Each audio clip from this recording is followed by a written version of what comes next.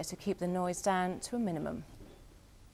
Well, sport now, and onto football. Bristol City have been in action against newly promoted Hartlepool at Ashton Gate this afternoon.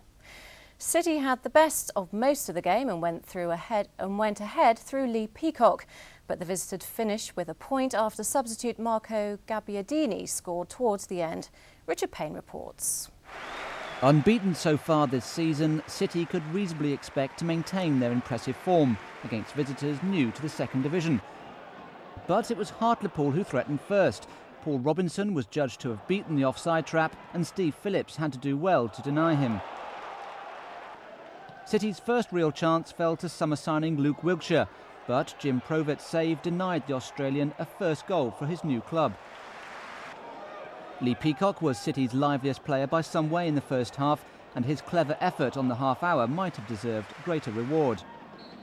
Hartlepool, like City, took 4 points from their opening 2 league fixtures and looked impressive again when Gavin Strachan's excellent free kick beat Phillips, but not his post. Provet was the busier of the keepers though, and he was at his best again a minute before the break, this time frustrating striker Lee Miller after Peacock had turned provider. Then, 10 minutes after the restart, Peacock's industry was repaid, and it was all his own work as he created the space for a fine finish.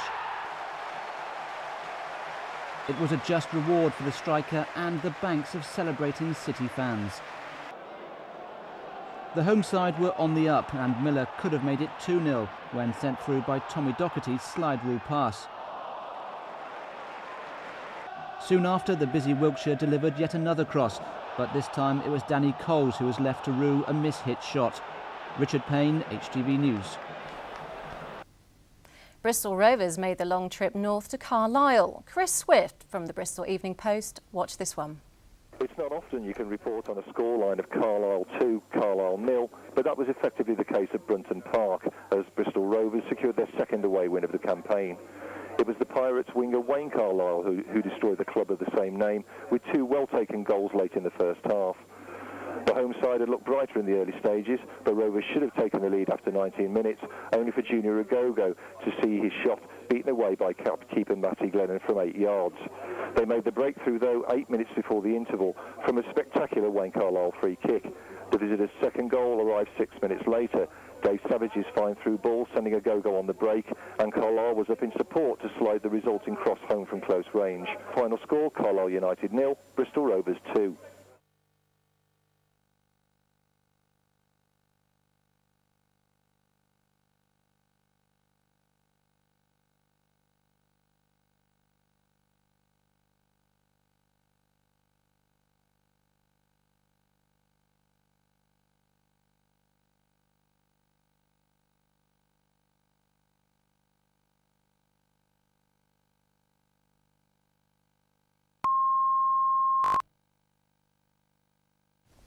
I'm sorry we don't have that story at the moment. I can give you the scoreboard on Yeovil though. They are in Division 3. Yeovil Town were looking to make it 3 wins out of 3 in their first season in the league. We can go to them now, I think. They've been in action against Leyton Orient. Chris Spittles from the Western Daily Press has been reporting.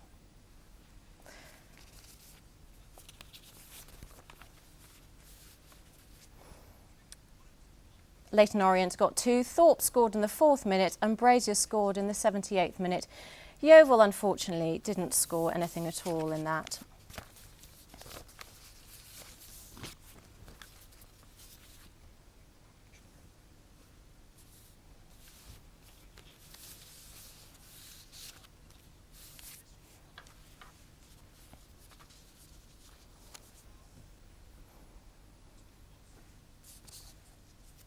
I can read a few other stories today.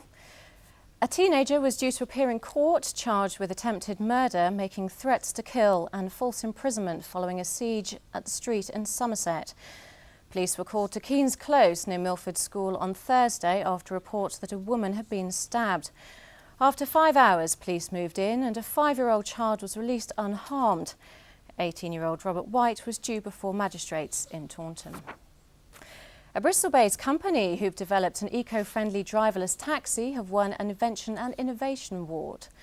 The urban light transport system drives itself and avoids traffic jams. The taxi is designed to transport up to 4 people and travels at a speed of around 25 miles an hour. The £125,000 award will enable advanced transport systems to promote the technology worldwide. Conservationists have won a battle to save ancient trees at a Somerset beauty spot. The National Trust had planned to fell 33 trees at the Wellington Monument on the Blackdown Hills to make way for a larger car park. But Taunton Deane planners have stopped the scheme. Councillors objected on conservation grounds and amid fears crime and disorder would increase in the area as a result. Now, should nightclubs be allowed to stay open later at weekends? That's the question being asked by both Bath and North East Somerset Council. They want to know people's views on extending opening hours past 2 a.m. on Saturdays and Sundays. It follows a trial in nightclubs in Bath where closing was delayed until 4 a.m. Licensing policies are due to be reviewed with the possibility of introducing 24-hour opening. The impact of changes will be assessed in October. Well, that's just about it from us. We'll be back again tomorrow morning, so do try and join us then if you can. From all of us here, bye-bye.